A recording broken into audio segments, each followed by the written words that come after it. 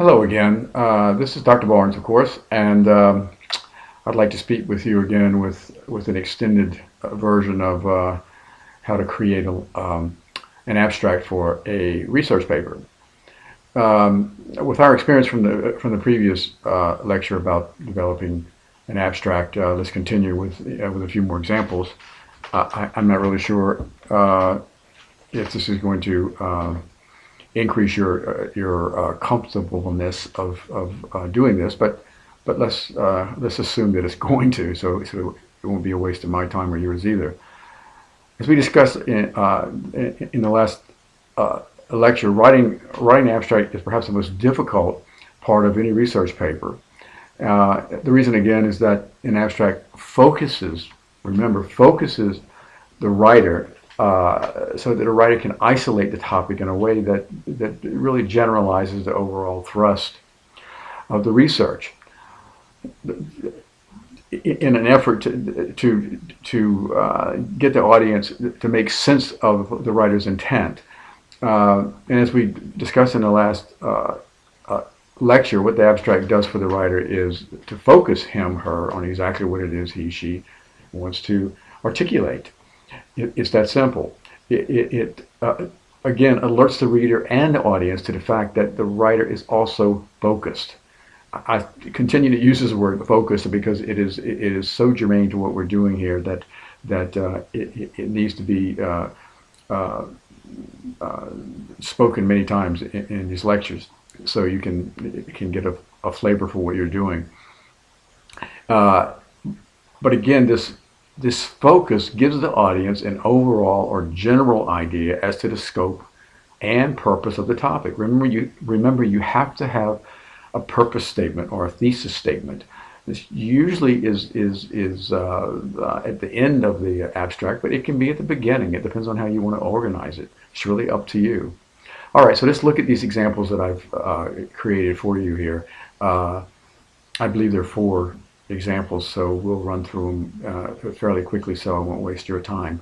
The first one, the topic or issue, depending on how you want to classify it, is the market for automobiles declining? Well, the appropriate theory here would be supply and demand theory. This is the abstract that I created for you to illustrate this, is that teens and the early 30-somethings make up the largest demographic in the U.S. Traditionally, this demographic drives more, but are apparently driving less than previous generations. They prefer to live in urban centers, abandoning cars for mass transit, bicycles, and walking. This paper is concerned with the changes in preferences and taste and the new technologies that are driving these trends, and what automobile manufacturers must do to mitigate these trends. Okay, that's, again, an abstract that's less than 100 words, and it's very focused. It's narrow in its pursuit of writing the paper on this topic, as it should be. So you need to keep that in mind as you're writing your.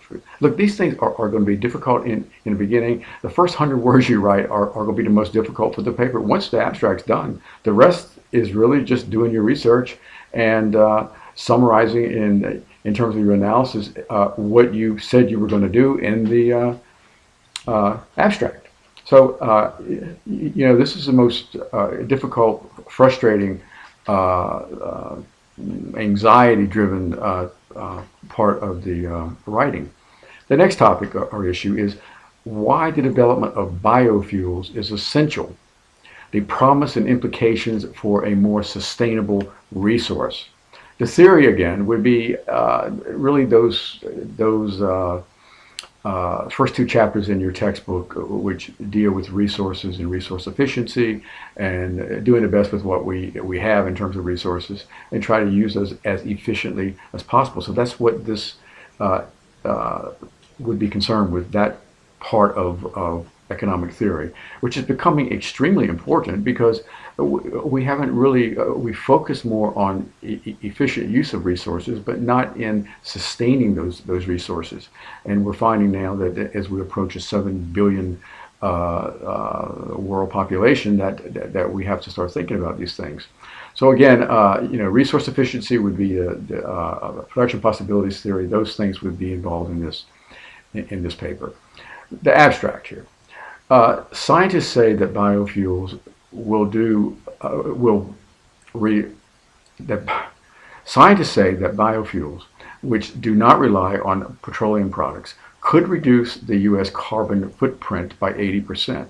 They also claim that it is only a matter of time before manufacturers phase out petroleum products in favor of the more profitable, sustainable biosynthetic versions.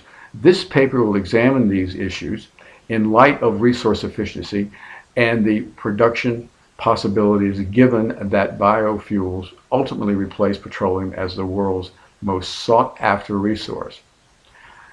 Okay, next one. Topic: the advantages of dirt, the cornerstone of human welfare. That's the title of the third issue. The theory would be, again, factors of production. Again, the first two chapters of your text. Land being the optimum or the operational resource here. Labor, capital, and entrepreneurial ability could be factored into the paper, but I would suspect to focus you again, you'd want to stick with land. Dirt comes from land, the soil, so forth. So you get it, right? So, according to Jupiter, 2013, in his book, What Has Nature Done for Us? Soil is the cornerstone of human welfare, in which he promotes its value based on 6 central roles: food, fuel, fodder, fiber, fresh water, and carbon. Greater than 90% of the Earth's food is produced from soil. 1/3 of that has been degraded since midway of the 20th century. And 5.5 billion tons could be saved with proper soil management. In deference to this, the purpose of this paper is to explore the consequences of maintaining the viability of this resource and its role in sustaining humankind. Okay, again, a straightforward abstract, focused. It says exactly what it is the writer is going to do and the purpose of the paper. I mean, this is what you want to do. Okay, last one is leaving hubby behind, the optimum way for women to advance their status in the developing world. Theory, socioeconomic supposition, institutional supposition, those things, and they could be, this could be both a micro or a macroeconomic paper. I really wouldn't matter to me. We can tailor it so that it works both ways. The abstract then would be, although divorce is most often scrutinized as a factor in juvenile crime and declining welfare, it is also energy behind social changes that have improved possibilities for women, abridged gender inequality, and increased development. According to Kenny, 2013 of Bloomberg Businessweek, China, Thailand, and South Korea have all experienced increased numbers of divorces, but with impressive social progress.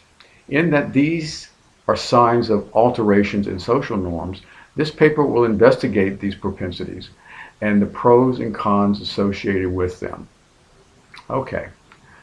I think you see this fairly clearly now, at least I hope you do. And these are due, I believe, on Monday evening. If you are unsure about what you have and you continue to go over it and over and over, and you get confused, so send me what you have, because again, I want you to do well, and my function is to be in this with you and to help you learn. And hopefully you can bestow some new things on me that I'm always seeking, to learn. So, working together here, we can get this done, and you can do well, and everyone's happy. So, again, work on this diligently, and don't take it lightly, please.